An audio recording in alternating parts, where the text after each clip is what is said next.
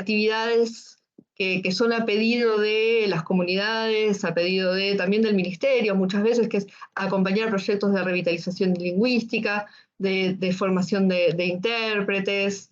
Entonces, muchas veces, o sea, incluso mucho de lo que es mi corpus de investigación son registros de talleres que me han pedido dictar o acompañar. También trabajamos, o sea, acompañamos proyectos de otros colegas, de colegas indígenas, porque la construcción del conocimiento, ¿no? es colaborativa, es mancomunada, entonces así como ellos participan de mis proyectos, yo participo de los proyectos que están llevando ellos, y que se relacionen y que nos permitan también tener una mirada como más cabal y más amplia de lo que está sucediendo efectivamente en la provincia. ¿Qué más?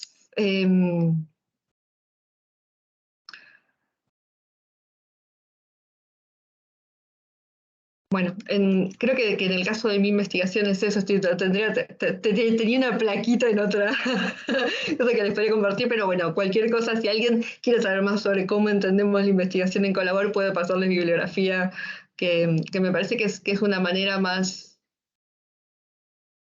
Es una manera más comprometida de hacer investigación, pero también epistemológicamente más adecuada, porque nos permite, yo entiendo, a mi entender, de no hacer investigación de esta manera, los resultados que obtenemos son sesgados, porque no podemos tener una mirada más desde la perspectiva de todos los actores que participan, ¿no? Entonces, necesariamente va a ser una mirada parcial. Y que también éticamente es el modo, yo entiendo que es el modo en el que debemos hacer investigación, ¿no? Así que eso, bueno, muchas gracias. Gracias por la respuesta. En efecto, considero, al menos desde mi experiencia, que tenemos que abrir, no solo cuando tratamos con lenguas indígenas, sino en especial cuando hablamos de servicios públicos o interpretación y traducción comunitaria, tenemos que abrir el espacio a diferentes disciplinas, pero también tenemos que entendernos como elementos de una cadena que depende mucho de colectivos sociales y colectivos profesionales. Y la perspectiva de estos diferentes participantes nos va a poder tener una mirada menos sesgada, como ha comentado la ponente, para poder también entender las necesidades formativas e informativas de cada uno de los involucrados y fortalecer los modelos. En efecto, requiere de mucho trabajo en conjunto, y la especialidad de servicios públicos y comunitaria es una especialidad que va a necesitar la constante interpelación entre colectivos diferentes, pero dentro de un mismo colectivo, los mismos traductores protagonistas, y una interpretación personal, porque la delicadeza de estos contextos nos lleva a reflexionar todo el tiempo sobre las acciones que hacemos, y quizá los principios éticos tan claros de la traducción y la interpretación tienen que repensarse constantemente, como se ha ido dando los ejemplos en los que los intérpretes trascienden la labor de acompañamiento lingüístico y ya se vuelven como parte del debido proceso, o tienen que reconsiderar principios de imparcialidad que son tan fijos en la traducción, pero que hay que repensarlos en esta especialidad. Doy la palabra a la ponente Jovita Vázquez para su intervención. Muchas gracias, señorita Claudia.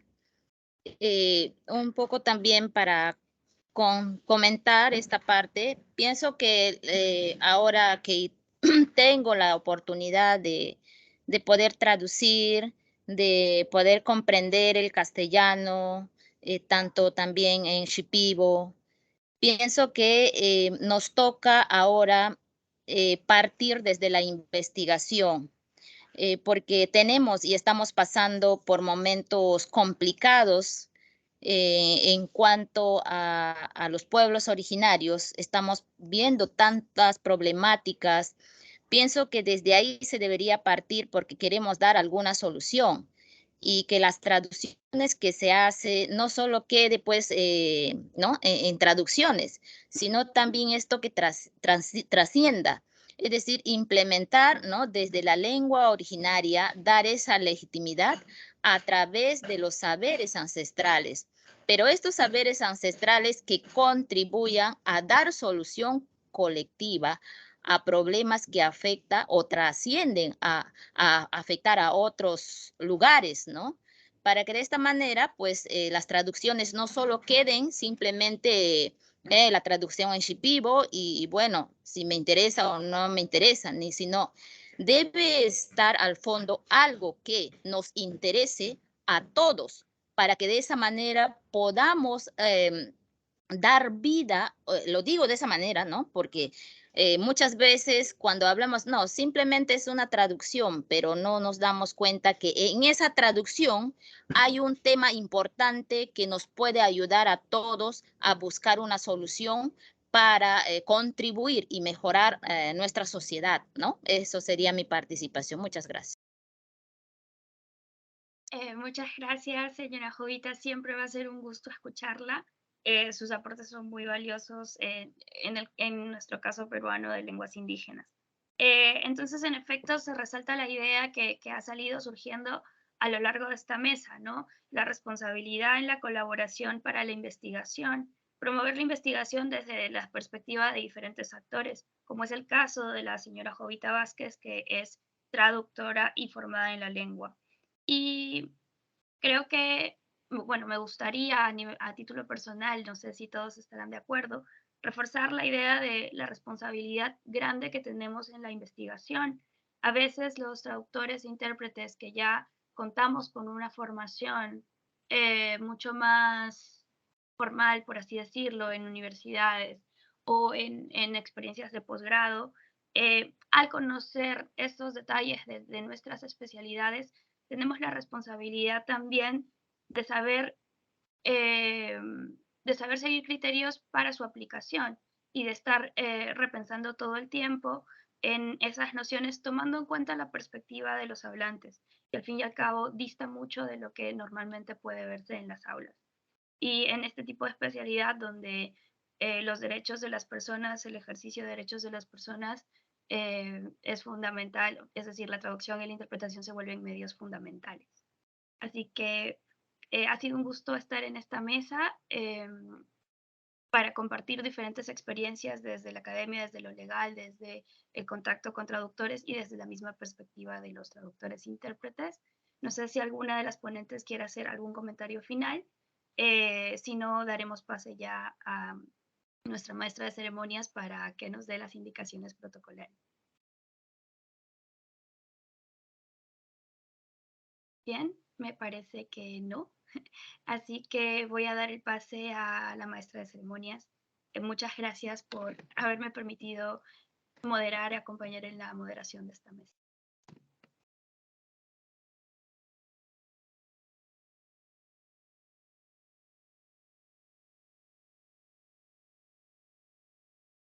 Muchas gracias.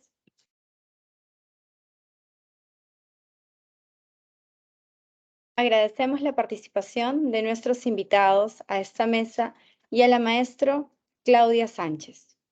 Por favor, enciendan sus cámaras para la fotografía oficial.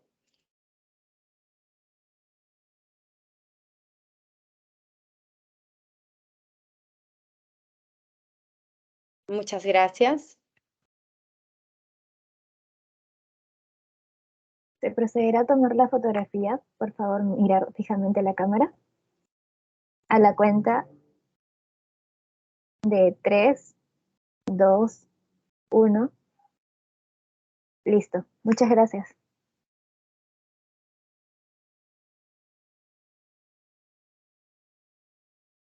Gracias. Hasta luego. Hasta luego.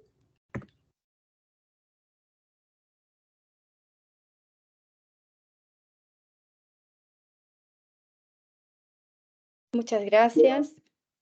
Y a nuestros asistentes los invitamos a la siguiente mesa número 5, traducción temprana de lenguas originarias. Asimismo, les informamos que el Congreso está siendo transmitido por Facebook mediante la cuenta oficial de la universidad. Muchísimas gracias. A continuación tenemos la mesa número 5, traducción temprana de lenguas originarias. Estará a cargo de distinguidos expositores y será moderada por el doctor Pedro Infantes de la UNIFE. Adelante, doctor Pedro. Buenas tardes con todos. Tengo el agrado de dirigir la mesa número 5, traducción temprana de lenguas originarias, a cargo de distinguidos expositores. Esta sesión seguirá la siguiente metodología. Presentaremos a cada uno de los expositores, quienes tendrán 20 minutos para desarrollar su conferencia. Finalizada la participación de todos, contarán con un tiempo para responder a las preguntas del público. Los desafíos de la traducción trilingüe. Writing the first trilingual Quechua-Spanish-English dictionary in the United States. Emily Failén Thompson, Odi González y Christine Miadik-Gianni, Estados Unidos. Odi González es quechua hablante, investigador, traductor, profesor y poeta. Hizo sus estudios de posgrado en la Universidad Nacional Mayor de San Marcos, Lima, y la Universidad de Maryland, College Park. Ha publicado varios libros académicos en el campo del idioma quechua, la tradición oral, la literatura latinoamericana y muchas colecciones multilingües de poesía. En 1992 recibió el Premio Nacional de Poesía del Perú, César Vallejo. Dirige el programa de Lengua y Cultura Quechua en la Universidad de Nueva York desde 2008. Con sus estudiantes Emily Failén Thompson y Christine Miadik-Gianni, es coautor del primer libro trilingüe Quechua-Español, Diccionario de Inglés, que se publicará en los Estados Unidos. Doctor Pedro, doctor. Sí, dígame. Favor, si puede encender su cámara. Muy bien, sí. Muchísimas gracias.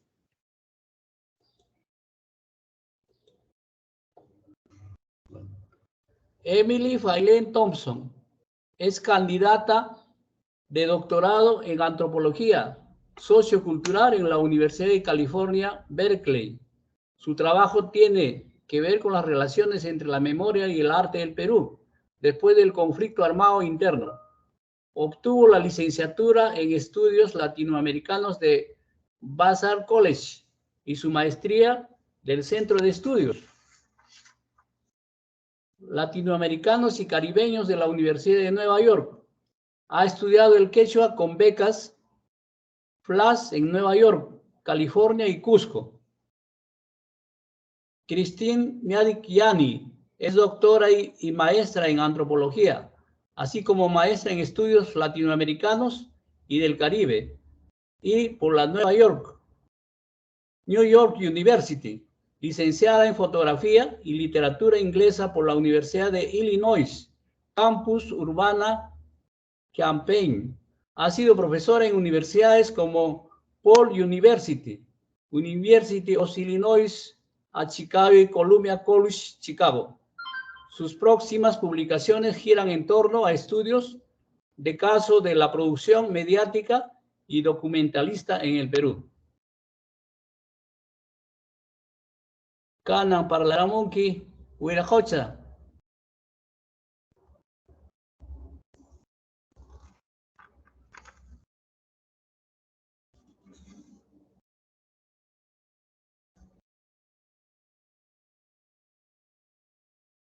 Damos pase a la exposición.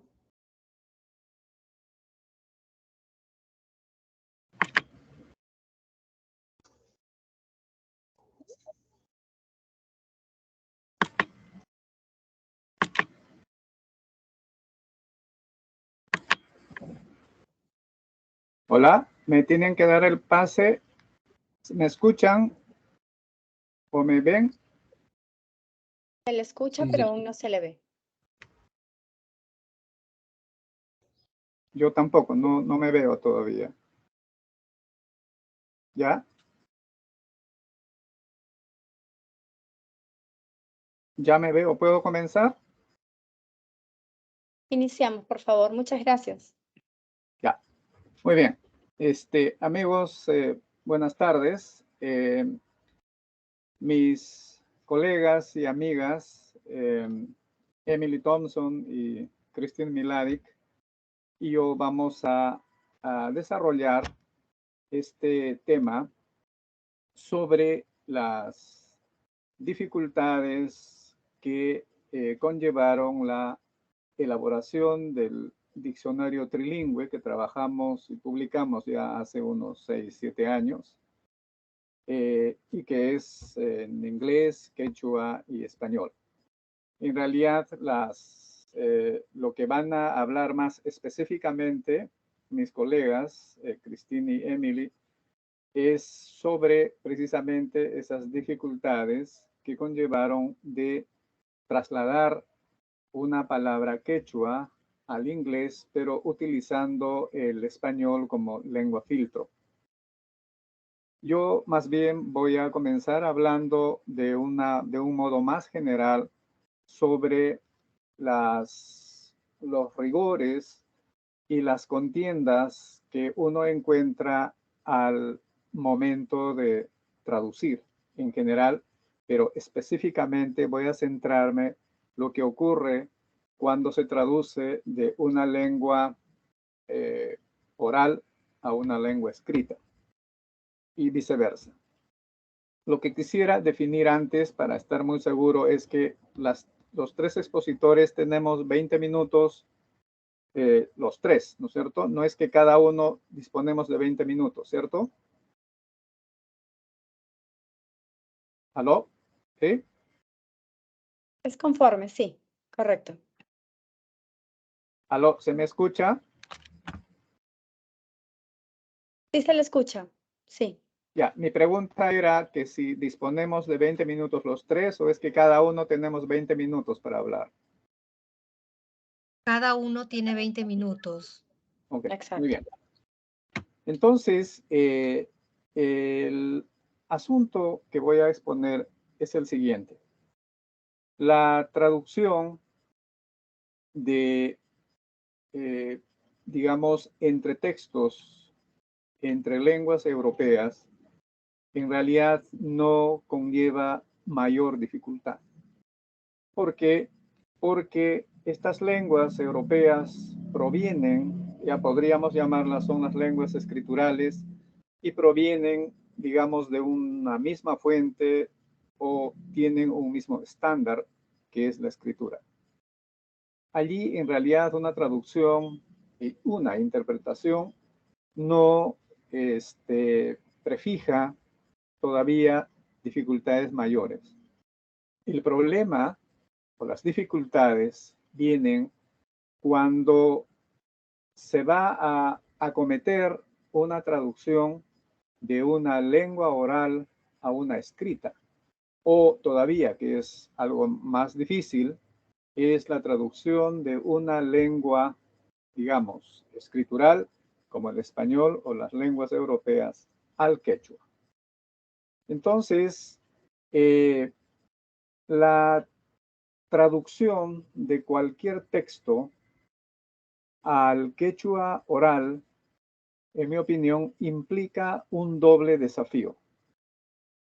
Esta traducción debe ser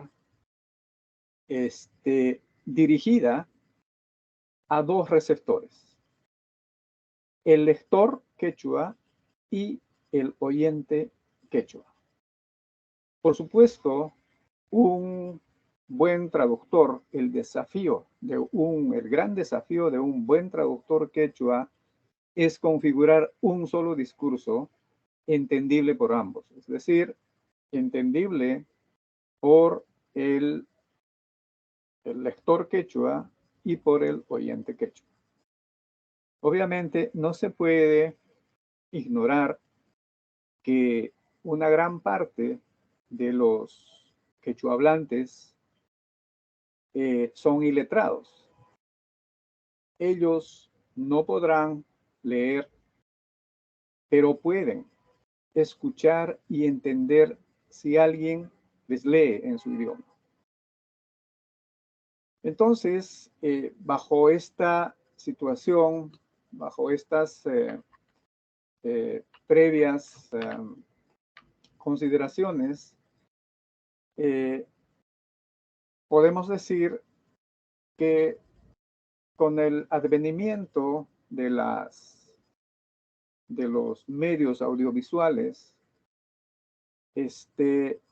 ha habido un auge realmente bastante grande de las traducciones, sobre todo de obras literarias al quechua. Ha habido un incremento de traducciones de, por ejemplo, materiales de gramática quechua al quechua, que antes estuvieron redactadas en español. Asimismo, también hubieron y hay, por supuesto, traducciones incluso de libros de matemática elemental. Hay traducciones de ese tipo, digamos, en general de las ciencias al quechua oral. Sin embargo, estas traducciones no son completamente satisfactorias porque han condescendido única y exclusivamente dirigidas al lector quechua. Yo no sé si los traductores se lo han planteado esto, no lo sé. De repente ni siquiera se lo han planteado. Simplemente el impulso, la buena voluntad los llevó para traducir. Sin embargo, estas traducciones podrían funcionar en los lectores. ¿Y quiénes son los lectores? Los lectores son bilingües, mestizos, aculturados, pero definitivamente estas traducciones no van a arraigar, no van a ser entendidas por un oyente quechua hablante. Porque, entre otras cosas, estas traducciones en realidad son una suerte de textos subordinados a la estructura y a la sintaxis del español. Y traducciones de esta naturaleza abundan realmente desde los poemas de Vallejo, no sé, el menú de un restaurante en ciudades turísticas como Cusco, o el himno nacional, o la Constitución del Perú. Entonces, aquí hay un gran problema de que nuestras traducciones, si nosotros acometemos solo pensando, o eso es lo que vuelvo a repetir, no sé ni siquiera si los traductores se lo han planteado esta teorización de la que estoy hablando.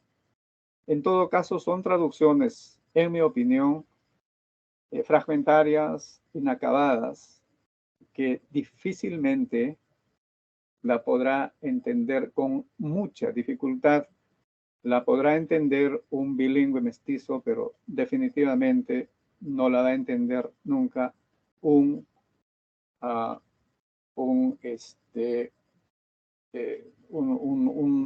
oyente quechua, porque no se ha condescendido a esa parte importantísima que es la oralidad.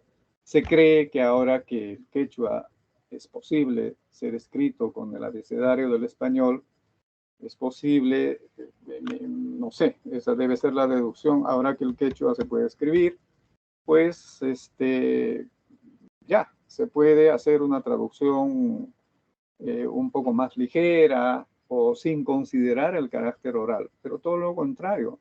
El hecho de que el quechua pueda ser escrito no significa que haya perdido su índole oral. Entonces, esa es, por ejemplo,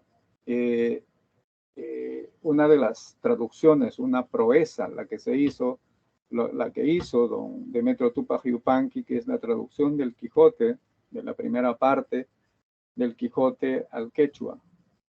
Esta traducción, en realidad, es entendible por el oyente quechua solo por fragmentos, ¿no? No es entendible la totalidad o grandes párrafos, digamos.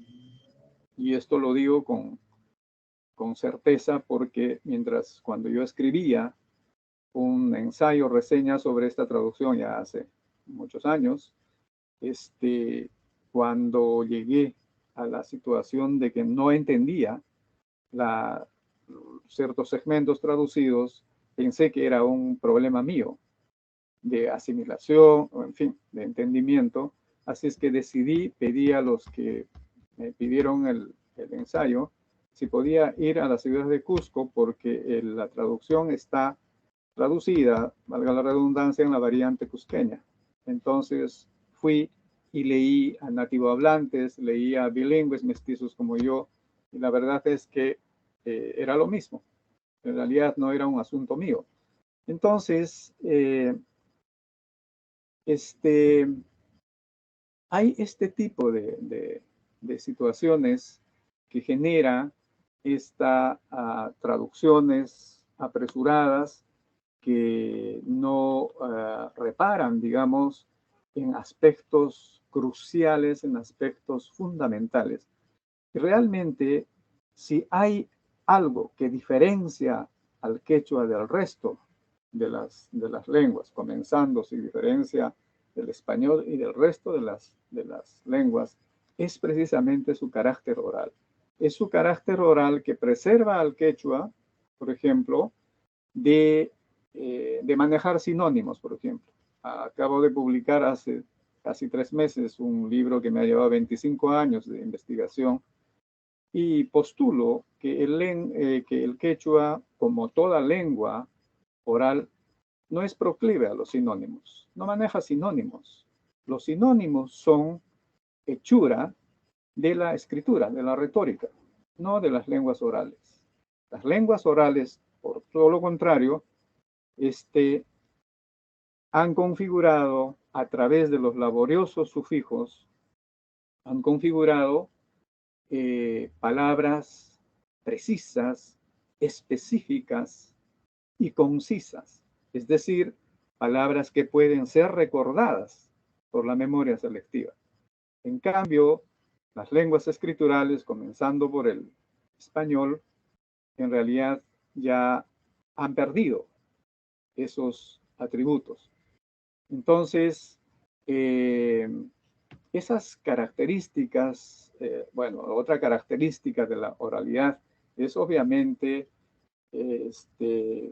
por ejemplo, que no utiliza el quechua o no es proclive, mejor decirlo, no es proclive al uso de conceptos, por ejemplo. Casi el 95% del vocabulario quechua está conformado por verbos performativos, por verbos con tendencia a las acciones concretas. Entonces, ¿cómo se traduce eso? Pues, no sé, un término como sayapacui, por ejemplo, que literalmente significa estar parado cerca de una persona, eso es lo que sería respaldar a una persona con sus ideas. O todavía con ejemplos más simples, como por ejemplo, cuidar. El concepto cuidar del español, en realidad, en el quechua, es simplemente lo deducimos a la forma básica, que es mirar, observar, perdón. Es que, ¿qué es lo que uno hace cuando cuida? Observa, pues observa con toda la atención posible. O el concepto llegar a un acuerdo, acordar, por ejemplo, estos verbos ya que han adquirido una categoría de conceptos. ¿Qué cosa es acordar? Acordar, pues, es hablar en el quechua. No hay otra manera de llegar a un acuerdo. Entonces, si nosotros desestimamos esta absoluta importancia índole que tiene el quechua, en realidad no vamos a llegar muy lejos. Y eso es, desafortunadamente, lo que escuchamos en los noticieros o lo que ya figura ahora en el Google Translate o cosas así, ¿no? Y La verdad es que yo no tengo mucho que celebrar de esa parte, que el quechua haya sido incorporado al Google Translator. ¿Se va a lograr más quechua hablantes? Sin duda, no lo creo. Muy bien, creo que es mi tiempo suficiente. Gracias. Pasa entonces ahora paso a mi colega, Cristín Milari. Hola.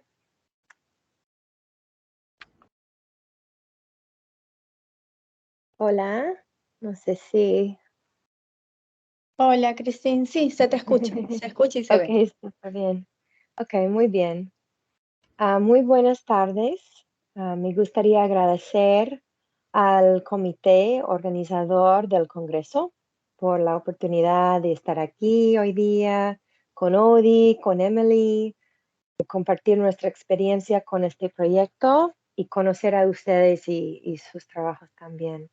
Soy Christine Mladek-Janney, soy doctora de Antropología Sociocultural y una cineasta documental.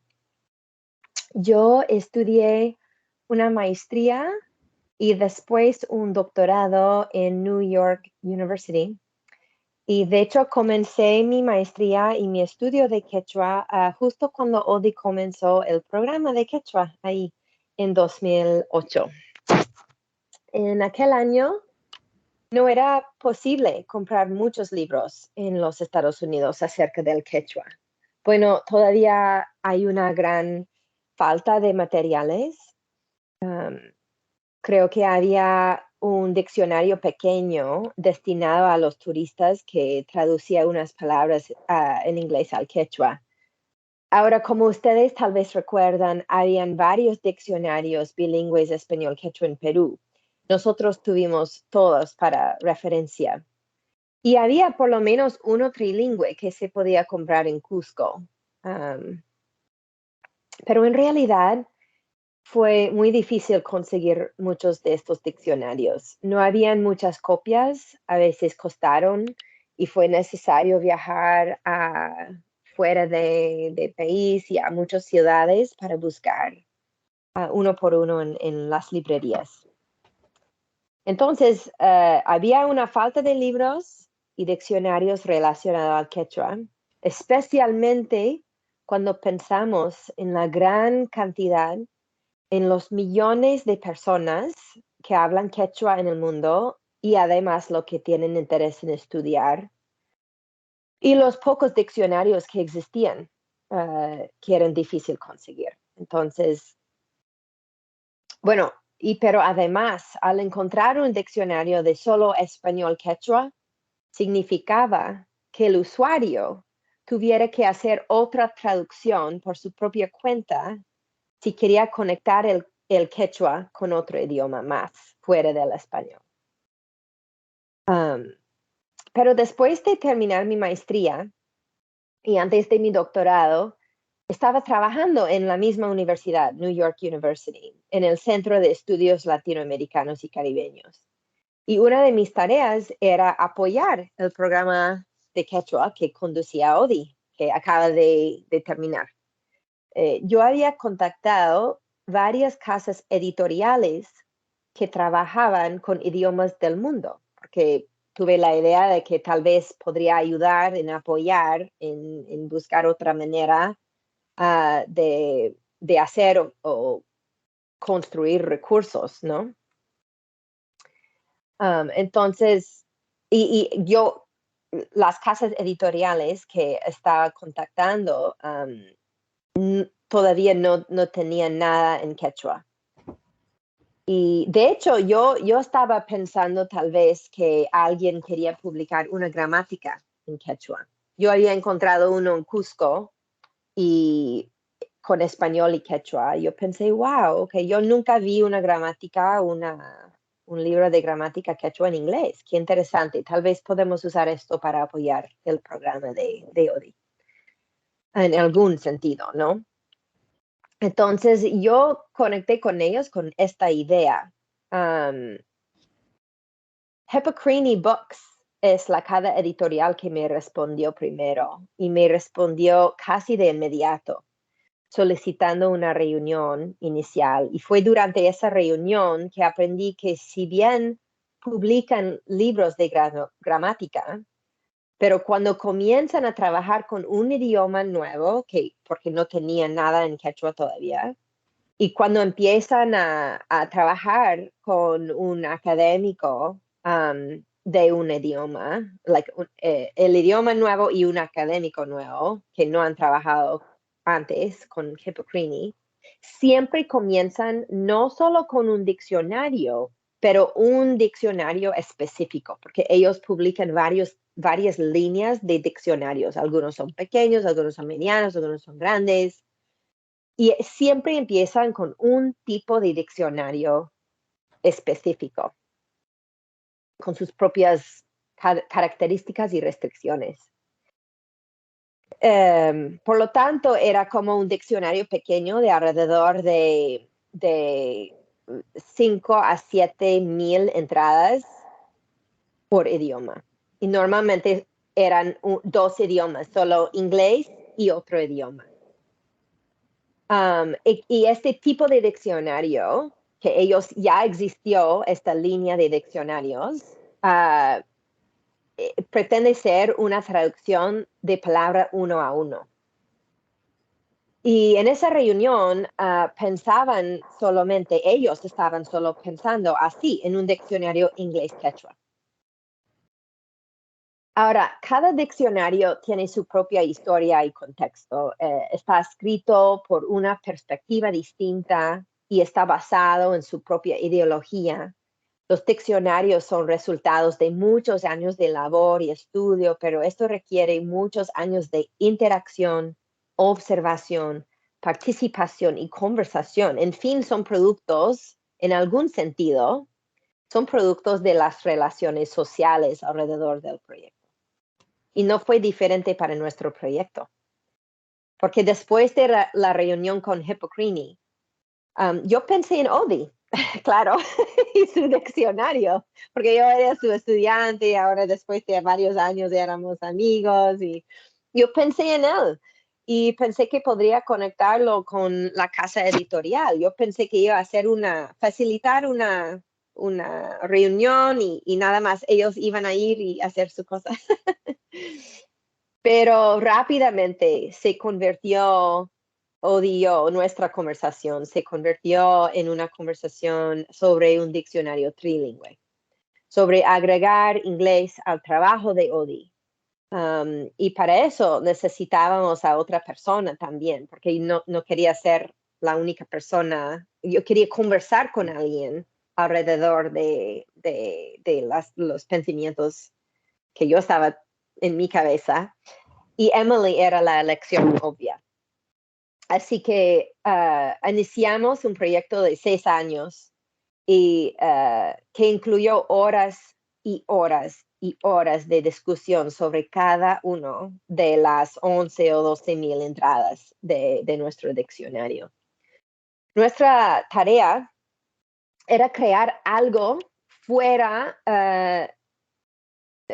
algo de alta calidad, algo de muy alta calidad que pudiera usarse en conversaciones distintas, no solo turísticas, pero académicas y también cotidianas. Entonces, necesitábamos adaptar el trabajo a los requisitos existentes de la casa editorial. Entonces, tuvimos varias metas a la vez que tuvimos que navegar. Hubo muchísimos desafíos en hacerlo. Y Odi estaba mencionando algunos. Emily va a darnos unos desafíos muy específicos. Yo tengo 2 que puedo elaborar. Bueno, una oportunidad que tuvimos en hacer nuestro diccionario era conectar el quechua con el inglés. Pero ¿cómo íbamos a hacerlo? Bueno, Odi había trabajado durante muchos años en su diccionario español-inglés. Muchos, muchos años.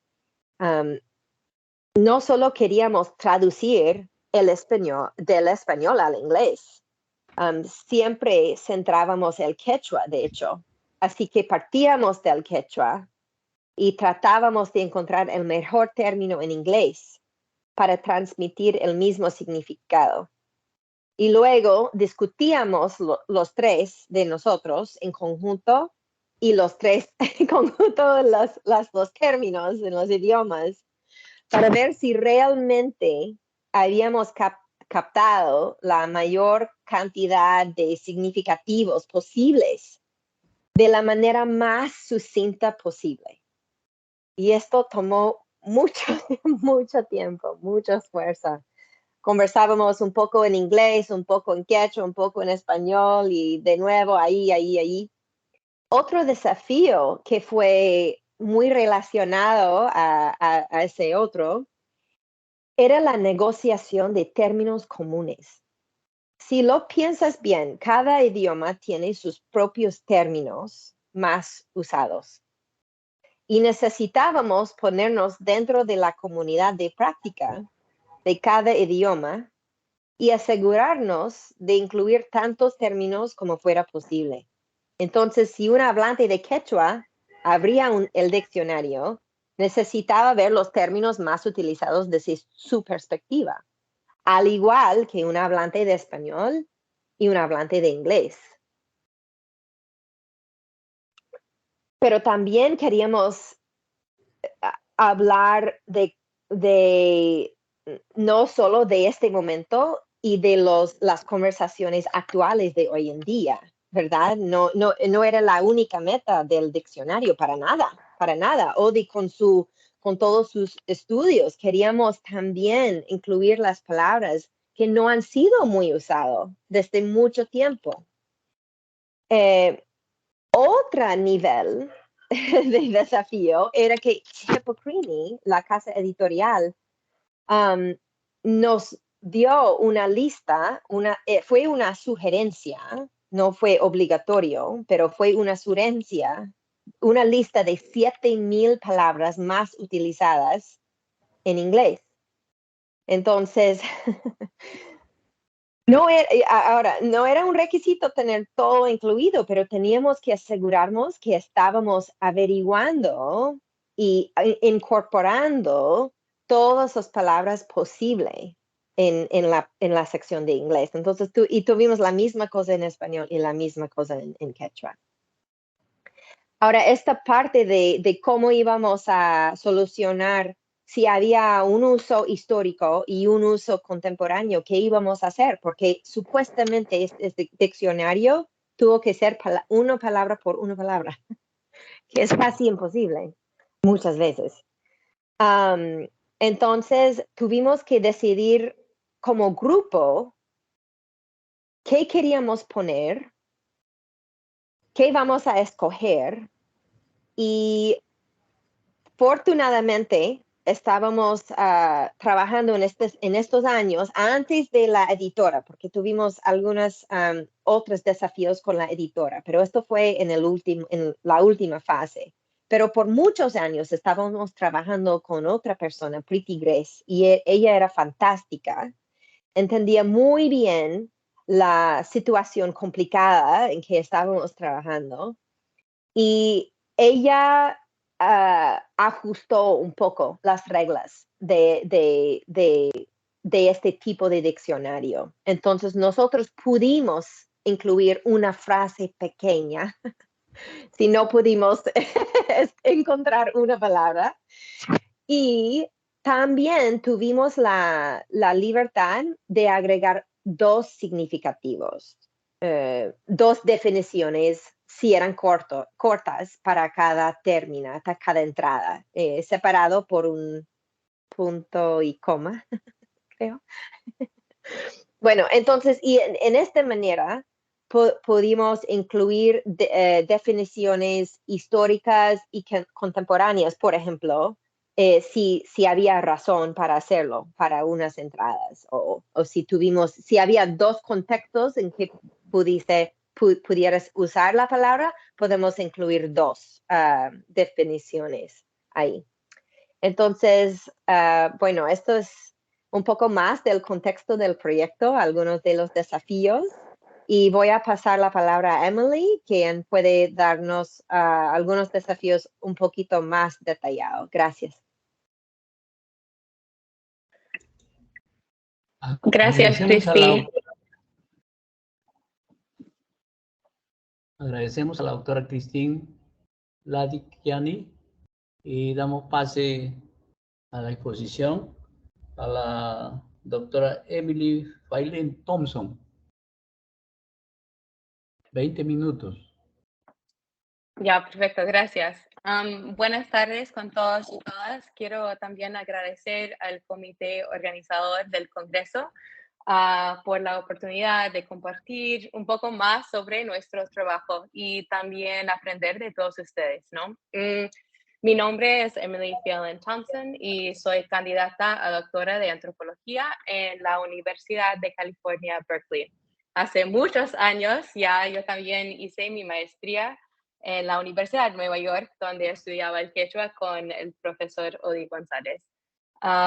Y después de terminar con mi maestría, trabajaba, como señaló Cristi, con ellos en un equipo de 3 por muchos años en realizar el proyecto del diccionario trilingüe quechua, español, inglés. Bueno, como bien sabemos, las definiciones de un diccionario ofrecen solo una idea aproximada de las palabras y conceptos presentados, ¿no? Y no pueden comunicar su complejidad y riqueza total.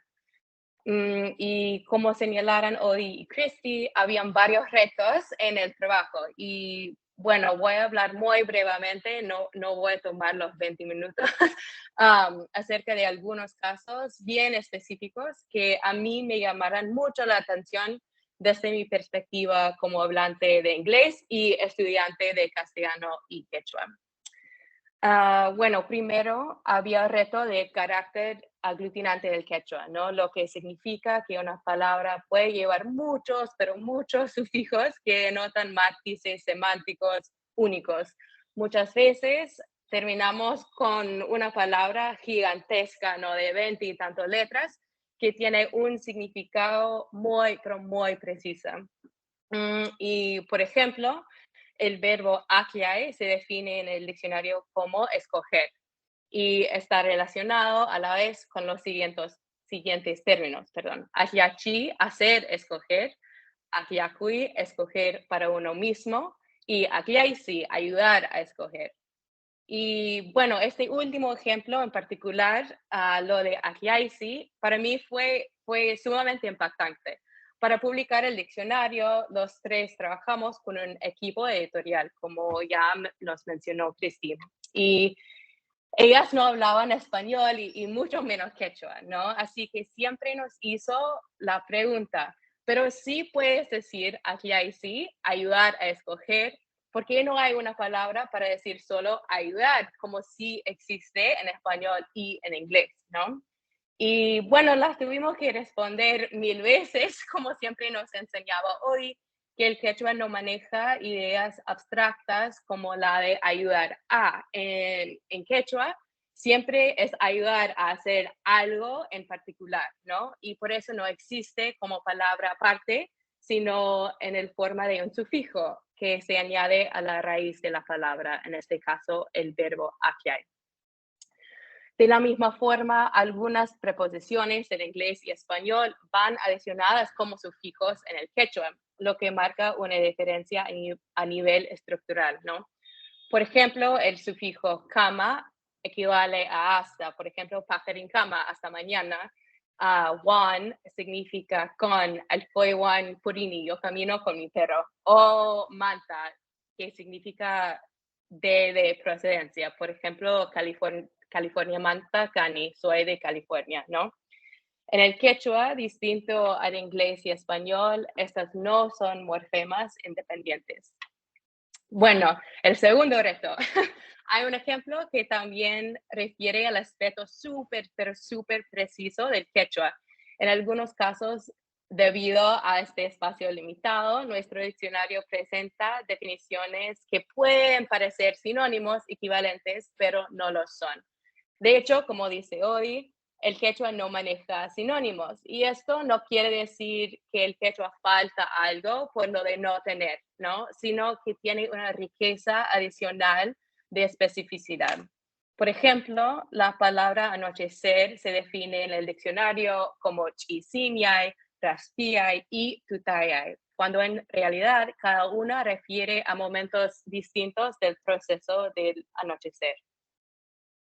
Tercero, y debido a las diferencias culturales, a la diferencia de códigos, por ejemplo, entre la oralidad y la escritura, y porque el quechua es una lengua con tendencia a las acciones concretas, como dice Odi, algunas nociones o categorías andinas son harto difíciles de plasmar en inglés o español y viceversa, ¿no?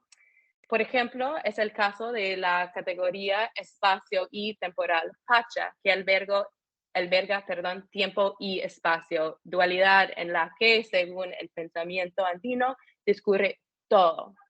Pero también equivale a tierra, ¿no? En el sentido planetario o cosmogónico. Y el término espacial pacha se diferencia de tiempo por los modificadores que le preceden. Por ejemplo, Hanak Pacha, mundo de arriba, es pacha de espacio, ¿no?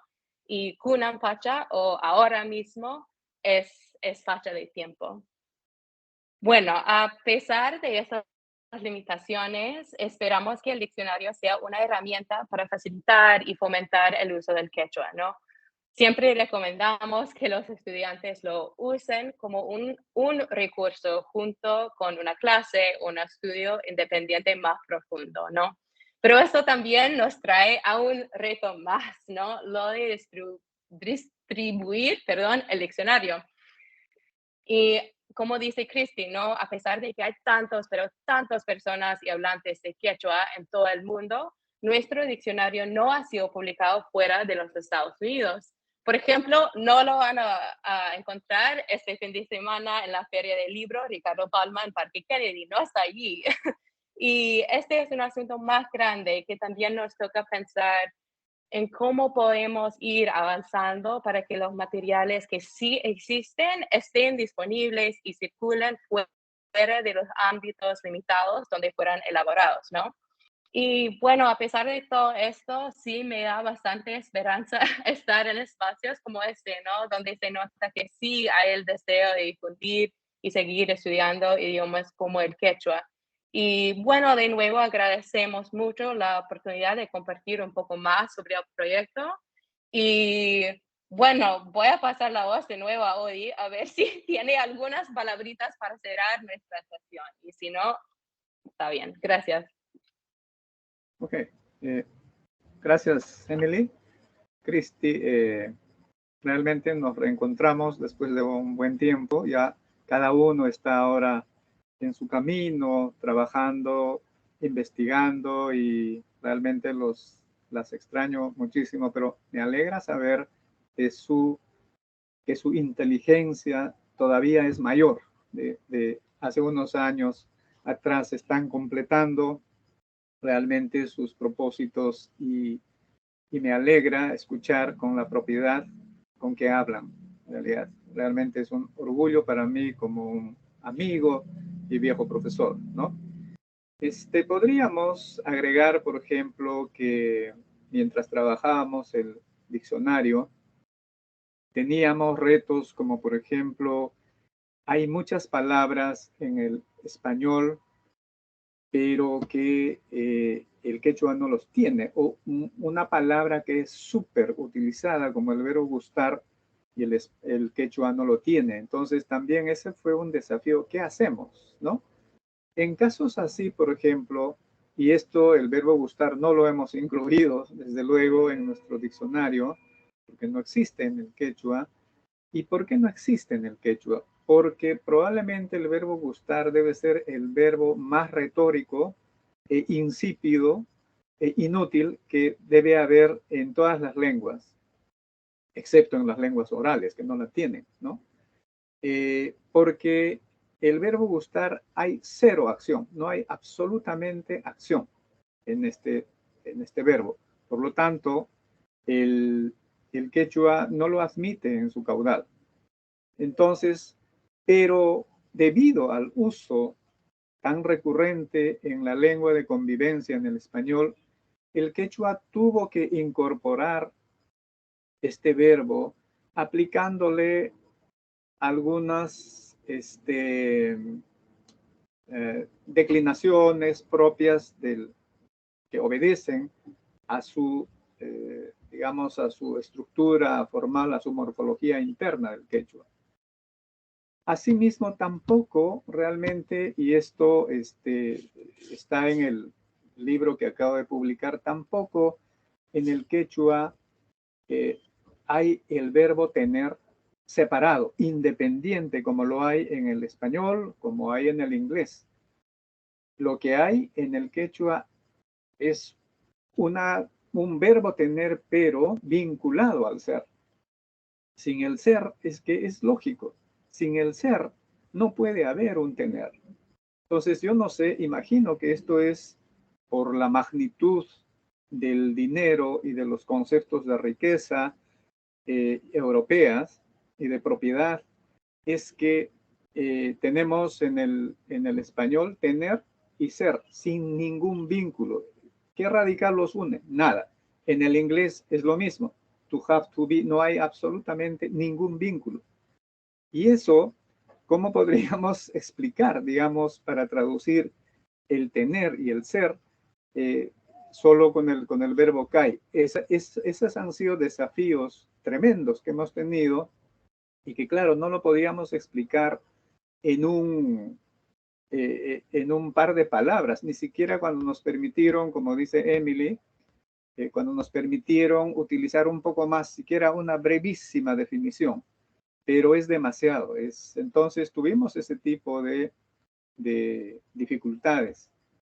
Y siempre recuerdo esto cuando discutíamos, y lo mencionamos cuando presentamos el diccionario en la Universidad de Nueva York, este famosísimo verbo kalpai, ¿no? Que es más o menos, que en nuestra traducción era como específicamente, es que esos son lo que acabamos de decir, ustedes dos lo han señalado también, que el quechua, debido a la interacción, a la laboriosidad de los sufijos, provee acciones absolutamente específicas, precisas, minuciosas e irrepetibles. Es decir, no es posible de que esos términos tengan sinónimos. Uno de ellos es el verbo kalpai, que quiere decir levantar el vestido o lo que cubre, ¿sí?, el cuerpo, un cuerpo, que cubre un cuerpo, digamos, ¿no? Pero en el quechua coloquial es para levantar el vestido de una chica, pero es una acción voluntaria. Y ese era, recuerdan, nuestro problema. Hay acciones que son voluntarias e involuntarias. ¿Cómo colocamos eso? Y entonces no sabíamos cómo orientar esta definición y entonces puede haber una acción voluntaria, pero realmente kalpai tiene es generada por una acción voluntaria e involuntaria. Tuvimos mucho más problema con el asunto de lo involuntario. Entonces, eso, por ejemplo, podría ocurrir, eso es muy frecuente en los bailes de carnaval, por ejemplo, ¿no? Pero voluntario, pero involuntario es, por ejemplo, cuando un viento pasa y sobre eso estábamos tratando de encontrar la mejor manera de definir.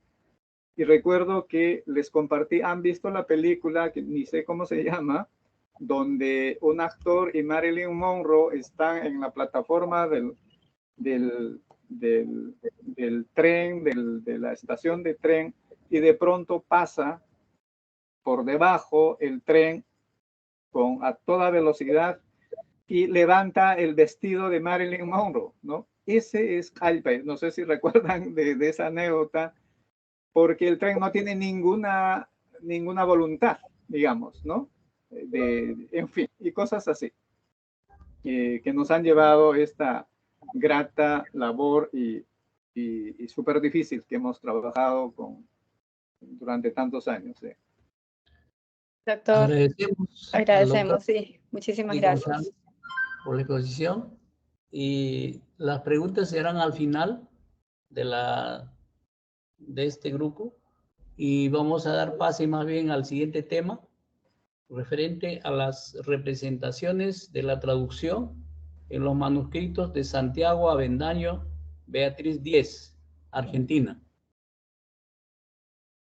Beatriz Díez es profesora de letras, USAL, traductora pública nacional de francés, Universidad de Buenos Aires, UBA, y magíster en análisis del discurso, Universidad de Buenos Aires, ex docente del grado de UBA, Derecho, WADER y UEMSA.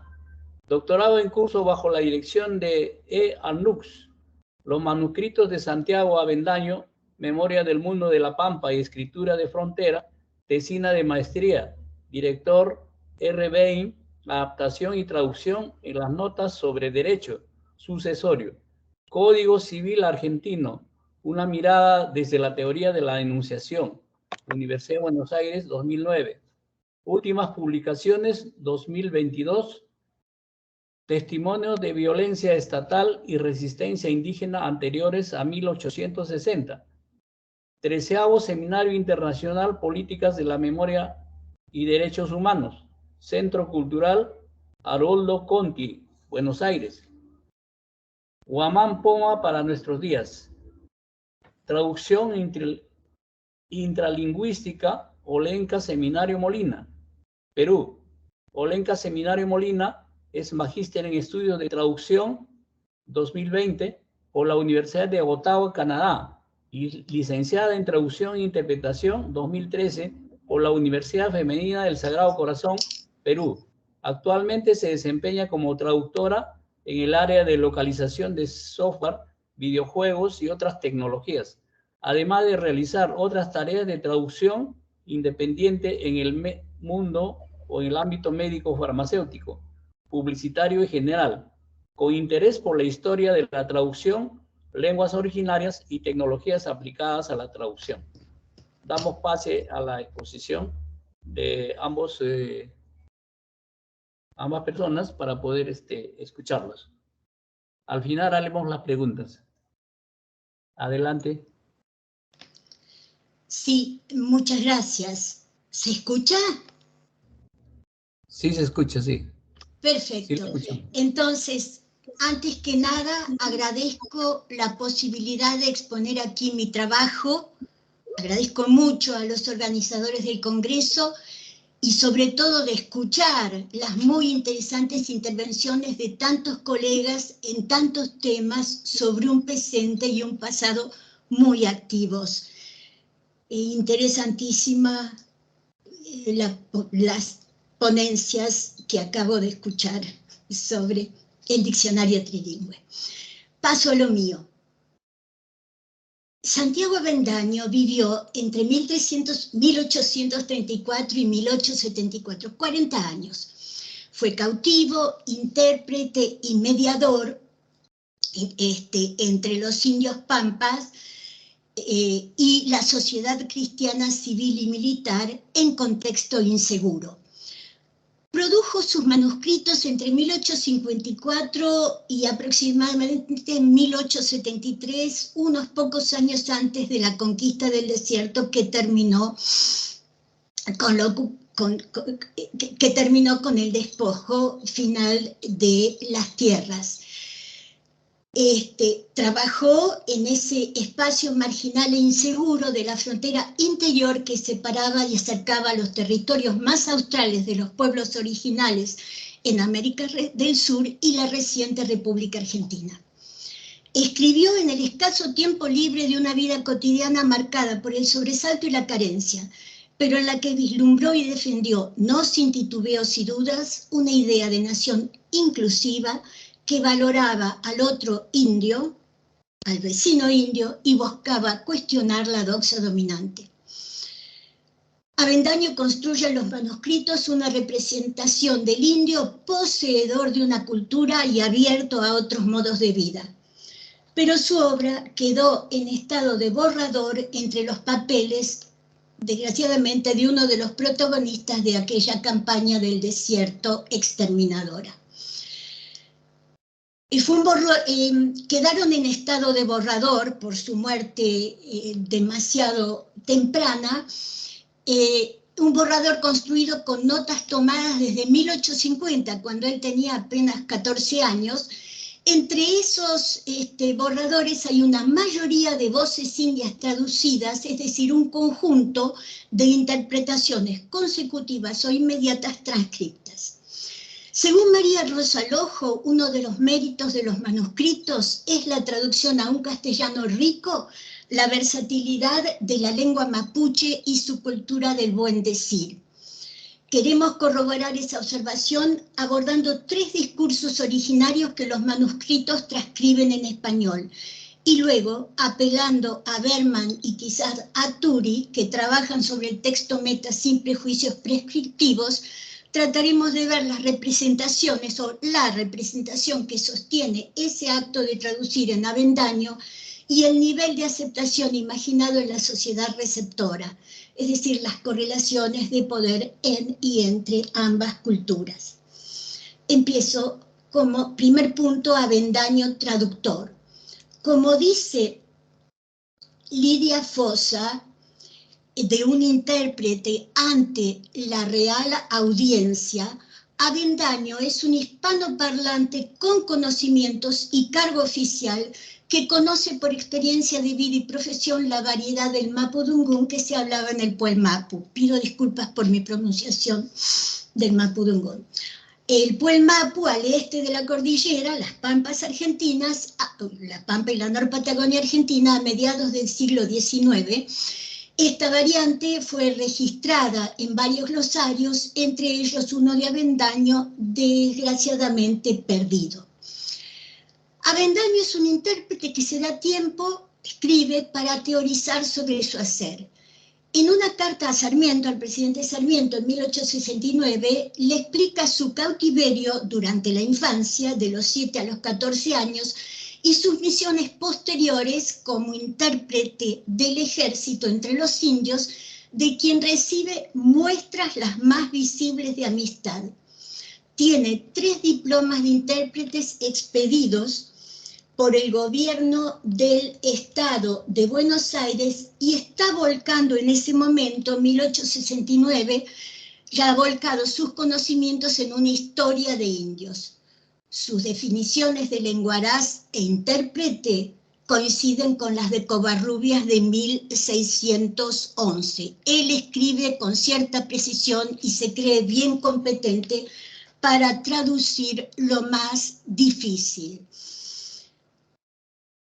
Lenguaraz, pero digamos que no chapalea justamente la lengua. Acá dice dialecto, pero en general la llama lengua el mapudungún.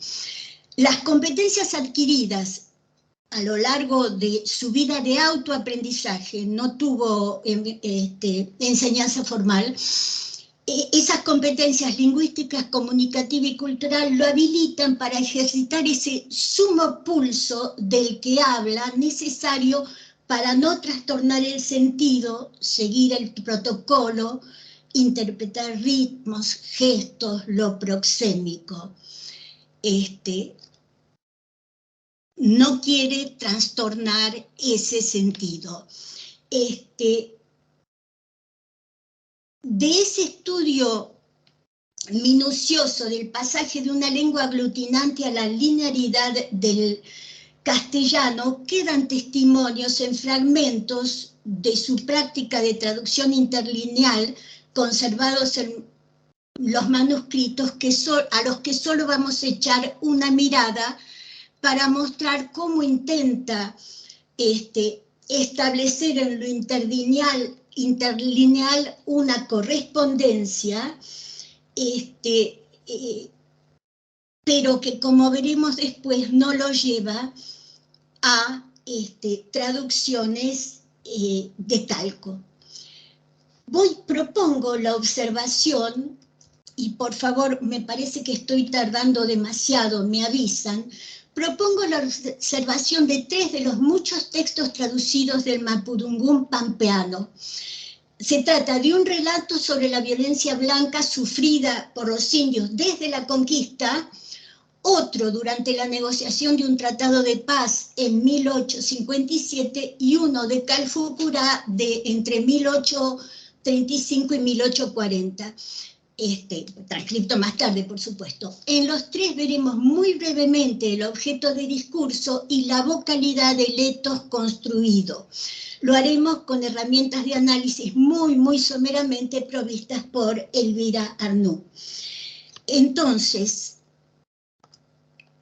el primero es el relato de él dice cuifiche antiguos, los ancianos de la parcialidad, los indios de más experiencia y edad, quienes a través del relato de sucesivas violencias blancas en los territorios del sur del Plata, explican el origen de la violencia india contra la doxa que daba a los indios por salvajes, irredentos, incapaces de acceder a ninguna cultura. Esta es. En el origen, siglos XVI y XVII seguramente, esta parcialidad es presentada como, sus miembros son presentados como víctimas inocentes, ahuyentados de sus estabilidades, como manga de langostas con un trapo, y esta simetría fundante se mantiene en los otros 3 episodios relatados en esta narración hasta fines del virreinato. Pero a través de todos los episodios de violencia blanca se reitera la voluntad de paz como dimensión preferida de vida y la posibilidad de convivencia durante los periodos de paz en interacción reticular a través del comercio con la sociedad blanca.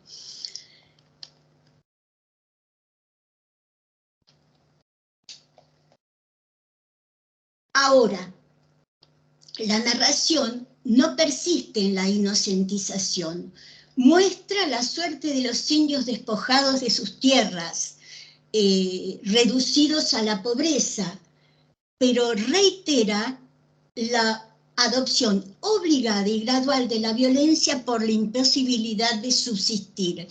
¿Dónde van a encontrar qué comer en los cristianos quienes nos lo han quitado todo? No oculta la gravedad de estos, no oculta la gravedad de estos malones, prácticamente utilizan términos parecidos a los de los vecinos bonaerenses, en este caso, que repetían la letanía de la violencia india. Se convierten, lo reconocen los cuifiché, de indio en tigre. Ahora, haciendo uso de su autoridad de testigo blanco, Avendaño interviene en el relato en primera persona, retoma e hiperboliza los juicios indios, categorizándose con los cristianos negativamente en ese grupo o adelantando soluciones que retomará más tarde, como dejarlos en su territorio. Pero insiste en nuestra impía tenacidad para obstinarnos en cometer injusticias.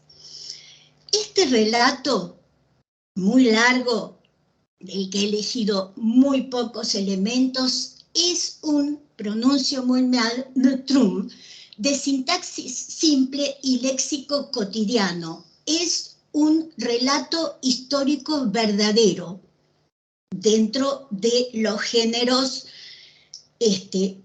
literarios mapuches.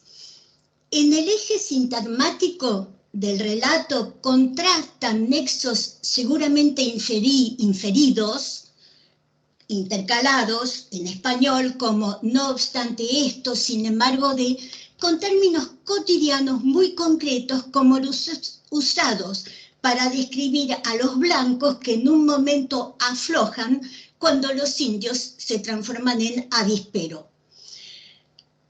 La grafía está bastante estabilizada comparándola con otros documentos de época, pero en el conjunto de los manuscritos, este relato integra el grupo de los borradores más descuidados, a mi modo de ver, de los borradores que Avendaño no corrigió, los más antiguos. Es muy importante señalar que para los ancianos mapuches actuales, hablar bien es levantar los dichos de los antiguos. Y esto va más allá de la competencia lingüística, porque esas palabras buenas levantadas, retomadas, fortalecen la relación personal, refuerzan el corazón. El segundo discurso que elegí fue pronunciado por el cacique Piteur el 27 de febrero de 1857 y fue recopiado posiblemente antes de 1870. Es un discurso que construye el objeto de discurso indio independiente, indio que no colabora con los cristianos como los indios llamados mansos o amigos, que colaboraban con tareas con los cristianos a cambio de, lo vamos a ver más tarde, raciones de ganado o para su subsistencia o regalos para alegrar la vida. Es un episodio de negociación de un tratado de 1856. Los catrieleros, la tribu de Catriel, en la zona de Azul, no estaban conformes con las 20 leguas parceladas otorgadas a cambio de sus servicios como indios amigos, junto con las raciones de ganado y los vicios de hierba, tabaco y vestimenta. Todo da la sensación que tampoco lo están en esta nueva cláusula, porque después del cacique Catriel toma la palabra este cacique Pitur, que monologa frente a 1500 indios y al intérprete Avendaño silencioso. Avendaño les ha leído la cláusula. En una arenga, sin llamado a guerrear, Pitur recuerda las glorias pasadas de la parcialidad, valoriza la generación de los padres guerreros y denuncia la pérdida del ímpetu defensivo contra el avance blanco. Impusimos respeto a todos. Vosotros sois vencidos y engañados como criaturas, les dice a los catrieleros, lalmaches que lo están escuchando. Denuncian, pero además denuncian en bloque a los cristianos como detentores de la manipulación. Son hábiles, astutos, dan una mano y la otra la tienen levantada para caer de golpe. Pero apunta a la responsabilidad india. Atribuye la decadencia india justamente a las raciones y regalos recibidos, tanto vicio, pulaina, aguardiente, tabaco, mascada de hierba, la mejor comida, carne gorda. Con las palabras nos amansan y con los regalos engordan y nos atolondran para matarnos mansos y gordos. Y así profetiza un desenlazo trágico que anuncia la realidad del exterminio de 1878 a 1885.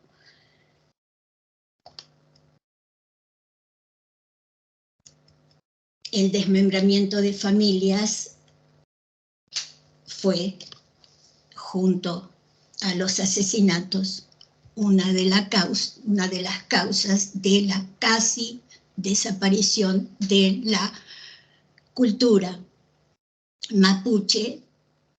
La destrucción de una cultura implica genocidio.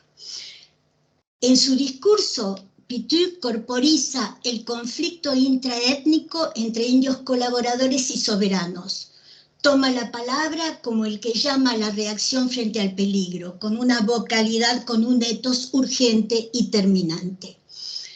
El tercer discurso que vamos a ver muy rápidamente es el pronunciado por Calfucurá ante los caciques picunches, justificando su cacicazgo usurpado y transcripto.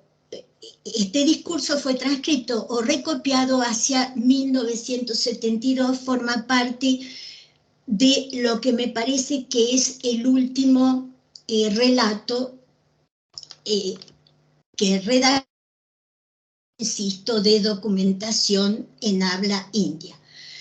Calfucurá queda construido en su discurso como interlocutor poderoso del cristiano blanco, en ese momento era Rosas, que pudo obtener en sus negociaciones con Rosas una importante remesa de raciones que distribuye exitosamente entre las naciones indias de la Pampa y también de los araucanos. Este éxito produce la admiración de Avendaño, que ve una organización de nación casi de Estado.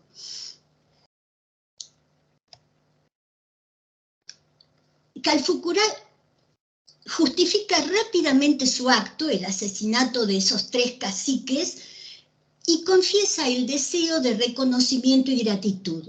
Repite 4 veces una apuesta a futuro, para que los que hoy no creen, presentando en enumeraciones concretas los bienes que intenta repartir y sus beneficiarios.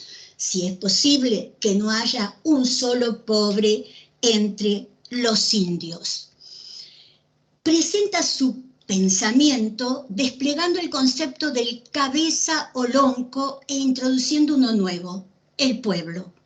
Opone al mal cabeza de mala inclinación, indolencia y poca sabiduría al bueno, que quiere a su pueblo, Mapu, que teme a Dios y no descuida la buena dirección de la gente que tiene obligación de cuidar como a sus propios hijos. Recurre a tropos como este,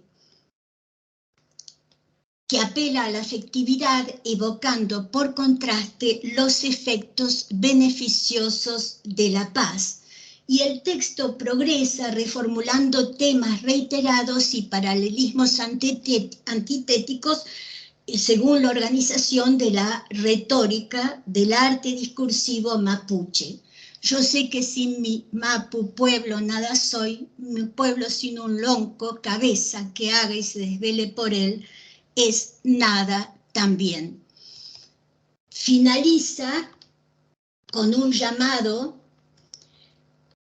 una convocatoria a todas las parcialidades que incluye a los indios segregados que han buscado bienestar entre los blancos y a los que dudan. Es decir, que incluye en su convocatoria a unirse a esa gran comunidad india, a los contestatarios como el cacique Pitú, a quien ofrece otras posibilidades de las raciones. Porque mientras vivió Rosas, ese intercambio de labores y raciones continuó. Mientras vivió no, hasta que fue destituido en Caseros. De todos modos, la profecía que se cumplió fue la del cacique contestatario. La pregunta ahora es, ¿cómo eran esos textos que Avendaño escuchó? Esos textos orales. ¿Los aclimató a los usos de la sociedad de la época?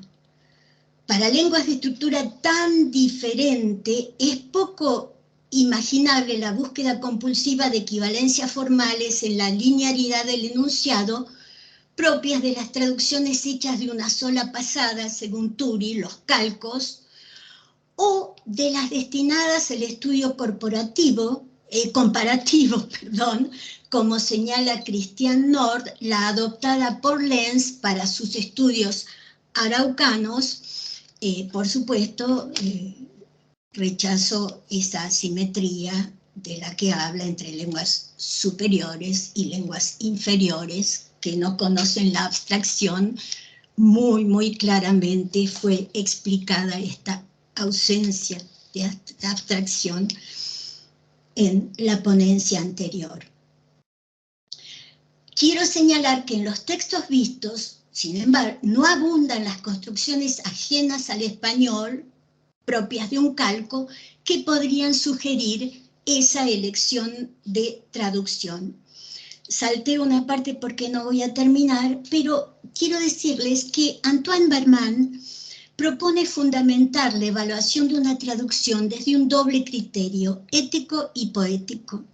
El criterio poético, a partir de la raíz griega de poiesis, hacer, propone un trabajo textual verdadero, que guarde con la correspondencia con la textualidad del original, pero sin poner obstáculos a la lectura.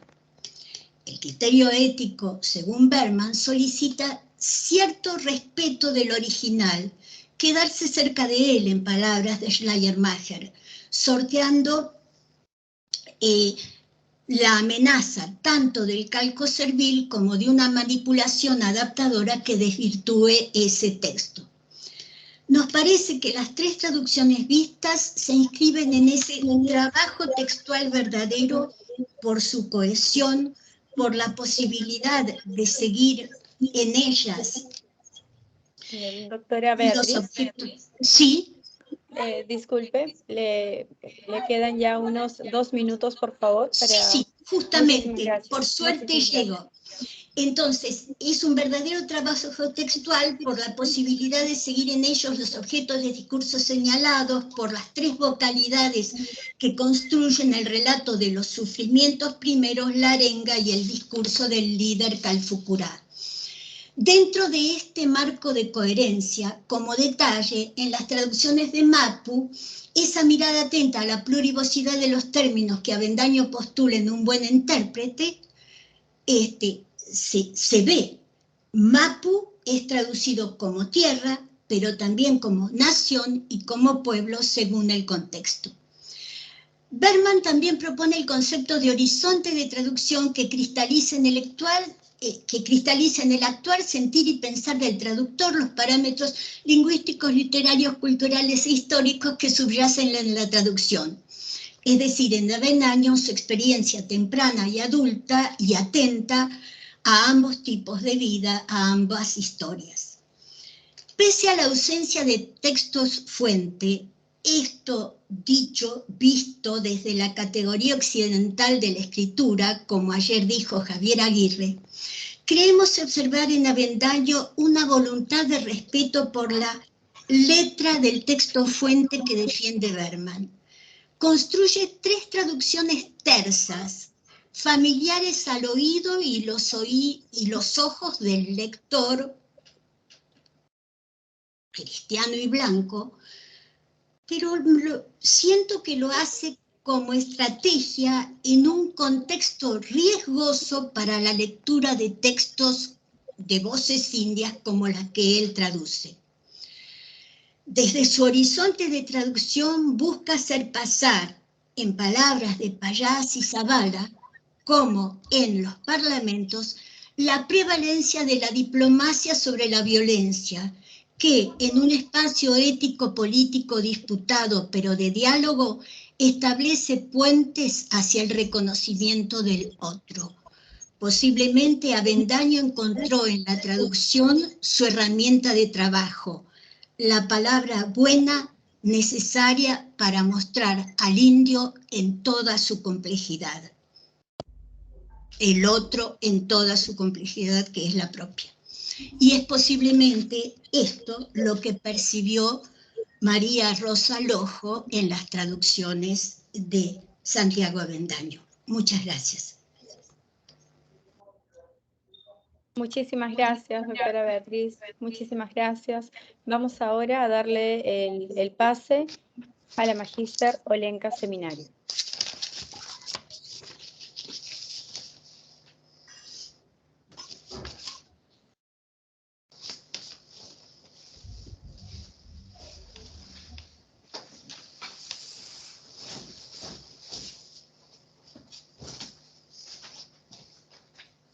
Olenka, tu micrófono, por favor.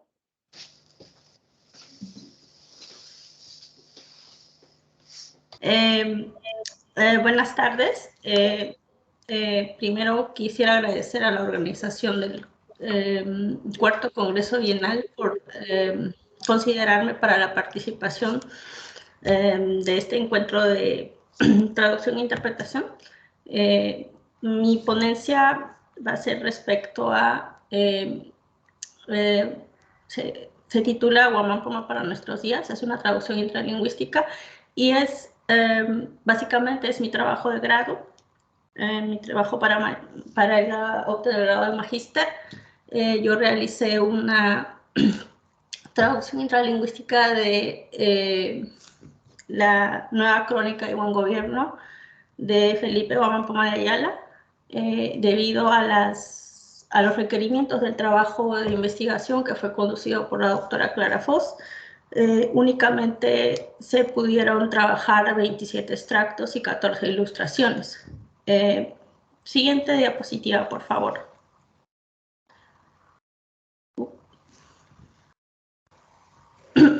Siguiente.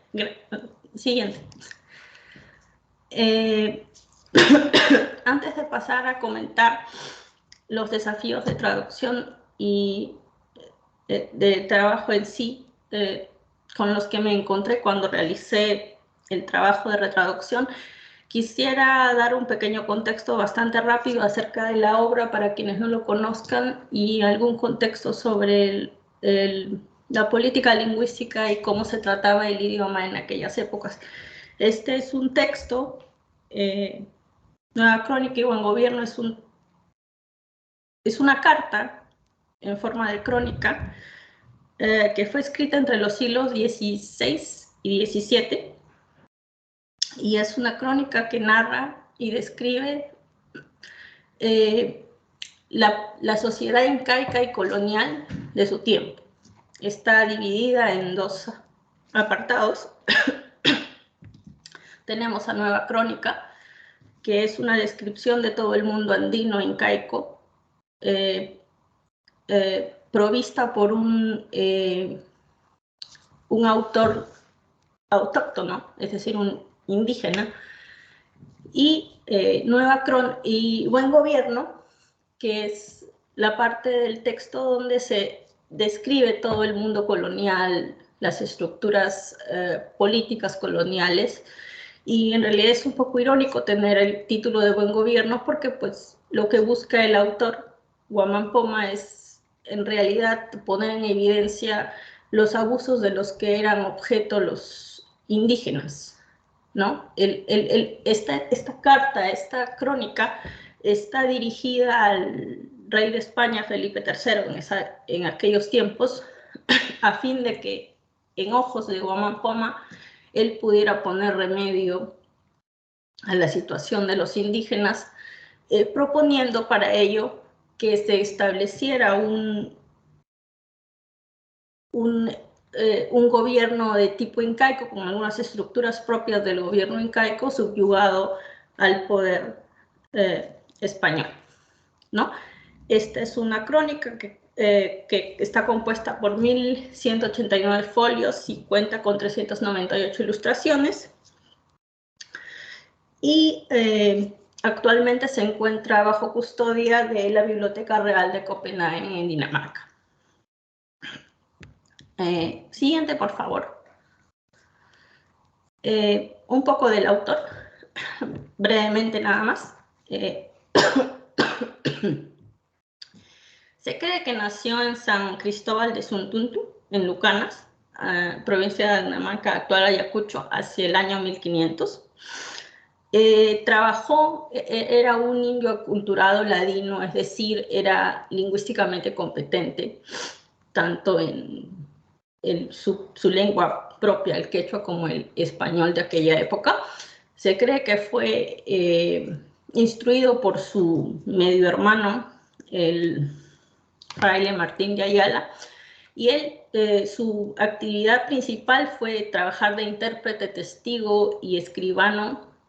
Hacia los años 1568 a 1570 trabajaba para el extirpador de idolatrías e inspector eclesiástico Cristóbal de Albornoz.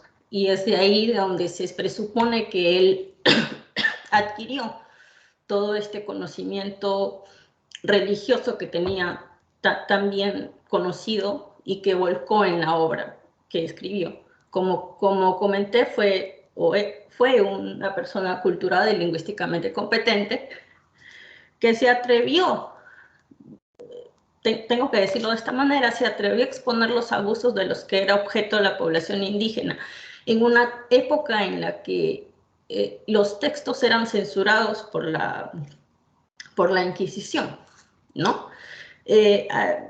Al parecer terminó la obra hacia 1615. Son las últimas fechas, o la última fecha de donde se tiene rastro, y se cree que murió en la ciudad de los Reyes, Lima, en este caso, hacia esa época, ¿no? Bueno, siguiente, por favor. Quisiera dar solamente unas breves palabras respecto de los antecedentes y justificación de la investigación. ¿Qué fue lo que me llevó a realizar esta investigación? Bueno, primeramente, el poco estudio que tiene la obra es una obra, bueno, bastante conocida y estudiada desde otras perspectivas de estudio, el estudio del arte, pictórico, etcétera. Pero desde la traducción, en la época que yo lo hice, no encontré realmente gran difusión. Encontré los trabajos o las investigaciones de Roland Adorno y Bostrop, y entre otros. Y lo que también me fijé mucho fue en que la obra era poco legible, ¿no? Hace unos minutos con la exposición del diccionario trilingüe, me di cuenta que ellos también tuvieron dentro de la estructura de su investigación algunos de los problemas que yo también encontré, ¿no? Pero mi objetivo principal era hacer un texto más legible y accesible para un lector de ahora. Y básicamente me basé en la versión palográfica digital disponible en la página web de la Biblioteca Real de Copenhague, teniendo como soportes adicionales la versión de 1980 de Franklin Peace y la versión del 2015, que fue la última, realizada por Carlos Araníbal de la Biblioteca Nacional del Perú. Ahora, ¿cuáles son las bases teóricas que tomé para realizar el trabajo? Siguiente, por favor. De las bases teóricas me basé en dos postulados. En el primero, que es en la teoría de la historicidad, que es postulada por Amparo Hurtado Alvira en 1990. Ella postula que la historicidad como postulado visibiliza los problemas planteados por los distanciamientos temporales entre un texto original y sus posteriores traducciones. Y este distanciamiento obviamente va a implicar evoluciones y transformaciones lingüísticas en el tiempo y en la forma en que se percibe y se recepcionan estos textos y cómo deben ser entendidos, ¿no? Deben ser entendidos conforme al contexto y en la época en la que estos fueron concebidos, ¿no? Es así que cada traducción actualiza los textos, acercándolos a sus posibles lectores, ¿no? Y obviamente cada traducción de un texto ocasiona que ésta deba ser adaptada a las convenciones estilísticas y literarias de su época y realidad. Y también me basé en la teoría conceptual de vacíos conceptuales de Schleiermacher del 2000, ¿no? Él postula que como estrategias de traducción, un traductor puede buscar acercar el mundo y sus conceptos al lector, o, por el contrario, el traductor, en este caso, puede optar a acercar al lector al mundo y conceptos del autor. En vista y en ojos de Schleiermacher, él postula que esta primera opción no es muy adecuada debido a que puede llevar a la distorsión y cambio en los conceptos e ideas del autor. Y también cabe resaltar que la primera opción implica o presupone que el lector tenga un conocimiento previo del autor y sus obras, ¿no? Sobre lo que lee. Respecto de las dos posturas que se tomaron como base, se decidió tener una postura o un enfoque intermedio neutro entre las dos, ¿no? Entre ambas propuestas, que se va a poder apreciar un poco en la retraducción, y teniendo en cuenta que mi objetivo principal era hacer un texto legible para un lector de hoy, ¿no? Y otra de las razones por las que se decidió hacer el trabajo fue porque en mi inquietud de, siendo yo hispanoparlante, no poder entender el texto. Obviamente se entiende que es difícil porque es un texto muy antiguo. Muchas de las estructuras aglutinantes, como ya lo han explicado en presentaciones anteriores, estructuras largas, uso de conectores en desuso, arcaísmos y entre otros, y vacíos referenciales, hacían bastante difícil el poder traducir el texto, ¿no? Bueno, como dije, solamente se tradujeron 27 pasajes y 14 ilustraciones del capítulo 23, que es el capítulo de los padres de la doctrina, que están relacionados con todo lo que es el adoctrinamiento, castillanización y cristianización de los indígenas. Quisiera también, siguiente por favor. Quisiera darles un pequeño alcance acerca de cuál era la política lingüística y comunicativa del Nuevo Mundo.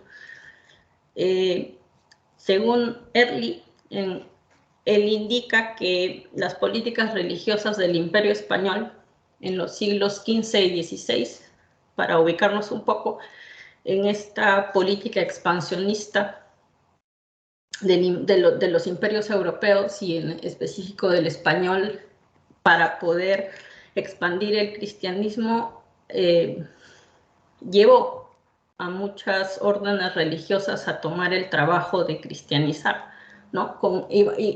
A viajar en estas grandes expediciones y querer llevar el cristianismo más allá de Europa.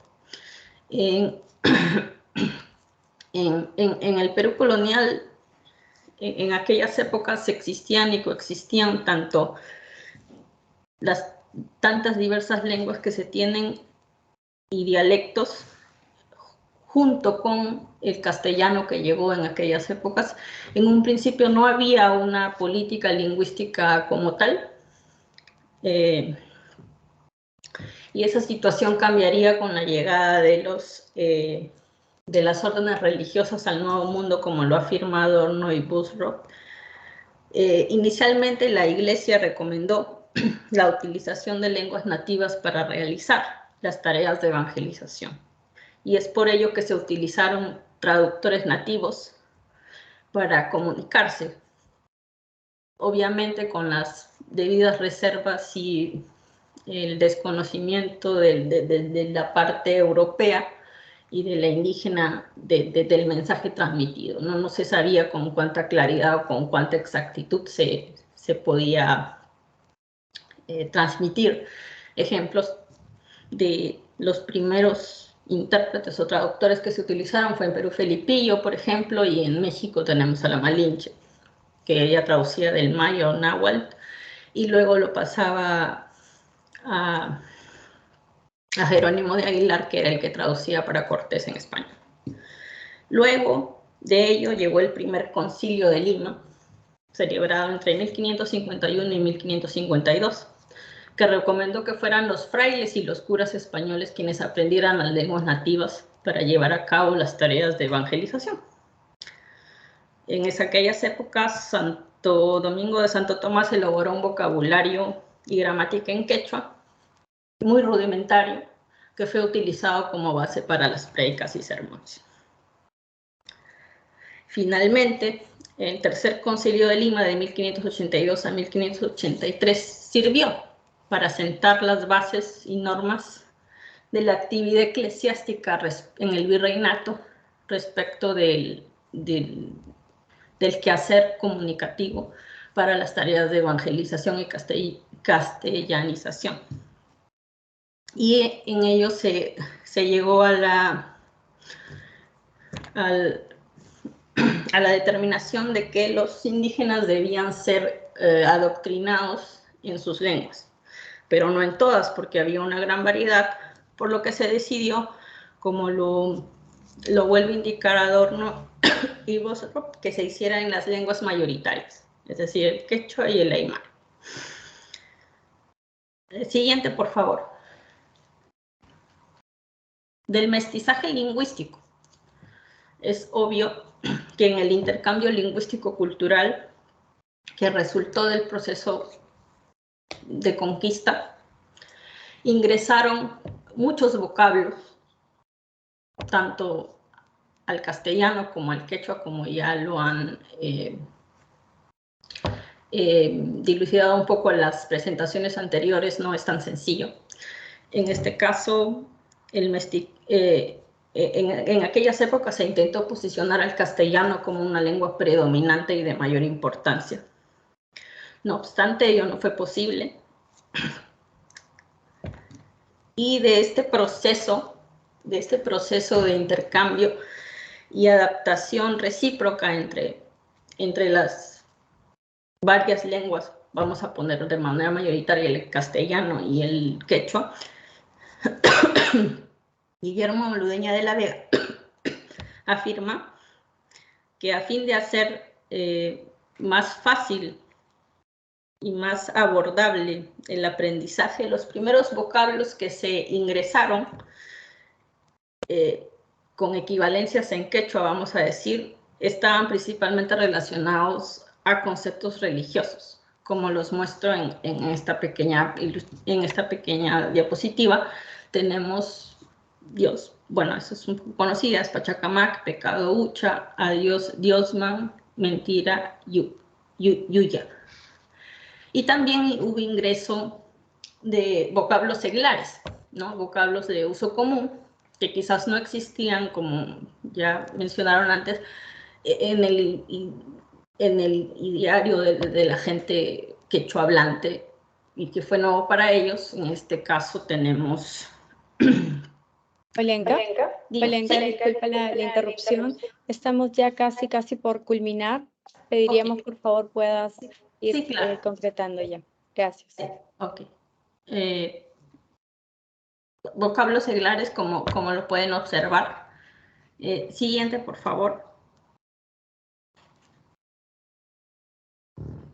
Bueno, aquí hay un pequeño ejemplo de uno de los extractos de la crónica, en la que se puede ver el uso de algunos de los nuevos vocablos, sobre todo en las partes en las que se describen las prédicas, ¿no? Quisiera también, siguiente, por favor. Quisiera también hacer una indicación sobre, como traductor, la competencia lingüística del autor, ¿no? Guamán Poma, como ya lo he dicho antes, tenía un gran conocimiento de la lengua castellana de aquella época. Sin embargo, él tuvo que hacer muchas interpretaciones, tanto de su lengua materna, su visión, su cosmología, sus creencias, hacia el castellano, para así poder dar a conocer lo que quería, ¿no? Pero la pregunta que me vino a mí en la investigación es: ¿por qué, siendo una persona lingüísticamente competente, por qué usar el quechua si la persona a la que iba dirigida la carta no lo conoce? Investigando, muchos creen que era para poder promover y legitimar la identidad bicultural y bilingüe de la obra, para presentar una imagen creíble del mundo en el que él vivía. Y a mi modo de ver, también el hecho de utilizar el quechua le daba mucha libertad a expresar cosas que quizás en un castellano no hubiera podido, en el sentido de conceptos censurables quizás, o por favor. Sí, siguiente, por favor. Oh. Bueno, de los problemas encontrados en los extractos, se encontraron y se dividieron los problemas en las tres grandes ramas que conocemos, bueno, que conozco, de los distintos problemas bajo la etiqueta de lexicográficos, muchas palabras en quechua, uso de fórmulas redundantes, vacíos referenciales, arcaísmos y frases idiomáticas. Bajo la etiqueta de problemas sintácticos, órdenes de palabras, estructuras muy largas y aglutinadas, muchas discordancias de género y número, y en problemas de comprensión y interpretación, construcciones con dificultades múltiples, por ejemplo, mezclas entre extractos entre quechua, aymara y otras referencias de las que no hubo, o vocablos de los que no se pudo encontrar referencia. Siguiente, por favor. Bueno, este es un pequeño, así, resumen súper sucinto de algunos de los problemas. Y lo resumo rápidamente. En mi cabeza siempre estuvo, como vuelvo a repetir, el ponerme en el lugar de mi lector. Para dar equivalentes funcionales que pudiesen utilizarse para entender el texto de manera rápida e inmediata. En el caso de palabras en quechua y construcciones, ¿sí? Mil disculpas, se nos ha acabado el tiempo. En realidad estamos ya para poder culminar. Vamos a hacer ahora nosotros un cierre aquí para poder formular algunas preguntas, ¿te parece? Sí, vamos a formular algunas interrogantes. Muy agradecidos, Olenka, con tu participación, y tenemos en sí algunas preguntas que queremos formular para que podamos ya ir haciendo este cierre. En principio, y para los expositores de esta mesa, quisiéramos conocer qué enfoque se utilizó y cómo se consideraron los elementos del plano fonológico del quechua en la construcción de definiciones en otras lenguas del diccionario. ¿Alguno de ustedes que desee participar?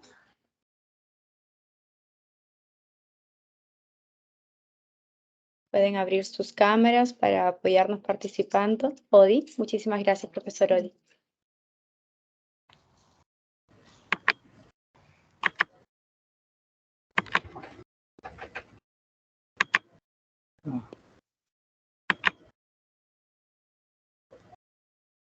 Muy bien, debo decir que soy nativo quechua hablante, entonces esa es mi base fundamental en la que me he basado, no solo para elaborar el diccionario en colaboración con dos de mis estudiantes graduadas, ahora profesionales, sino también para acometer traducciones mayores. Por ejemplo, he trabajado documentos del siglo XVI como la elegía Apuinca Atahualpaman, que digamos ya tenía una traducción del maestro Arguedas, que desde su quechua chanca hizo una proeza de traducción magnífica.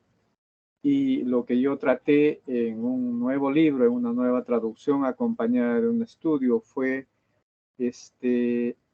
focalizarme un poco más en los localismos, porque el poema ha sido recopilado y fue, digamos, circuló oralmente en la variante cusqueña, que es y del Valle del Urbamba, que es donde se encontró el documento escrito, digamos, una copia, y esa fue fundamentalmente mi base para emprender esta tarea.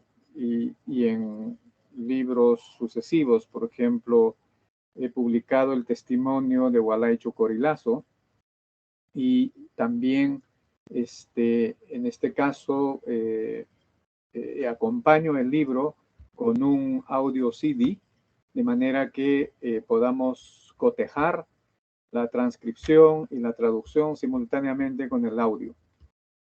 Esa fue mi base para trabajar. Excelente, muchísimas gracias, profesor Odi, muchísimas gracias por su respuesta. Nosotros estamos ahora mismo transmitiendo en vivo también por el Facebook de la universidad, de tal manera que están siguiendo esta presentación, muy agradecidos. Tenemos una pregunta más para poder ya ir culminando. ¿Consideran este diccionario trilingüe como un gesto político? Cuando encontramos lenguas lado a lado, pensamos que hay una equivalencia entre ellas y las asimetrías parecen matizarse. No sé si están mis compañeras, creo que podrían responder también. Sí, claro. Emily o Christy.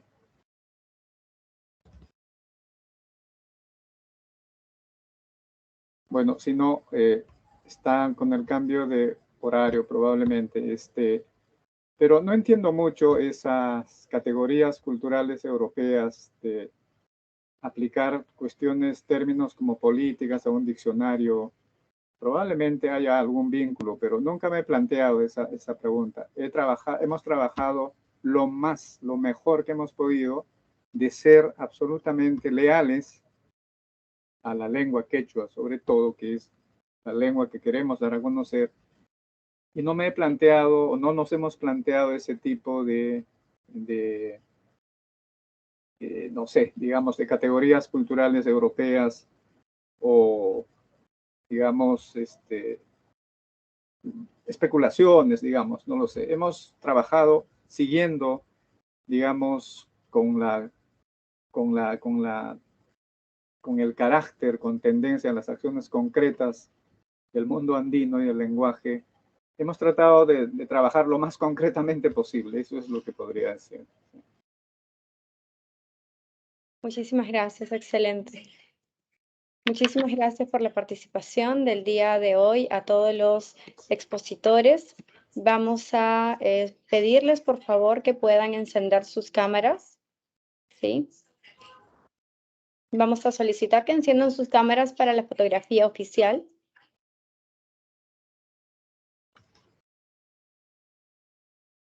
Procederemos con la fotografía oficial. Por favor, mirar fijamente a la cámara. Y daremos la cuenta. 3, 2, 1. Listo. Muchas gracias. Gracias. Muchas gracias. Tendremos una pausa para el almuerzo y nos encontraremos para los talleres de la tarde. Muchísimas gracias. Gracias.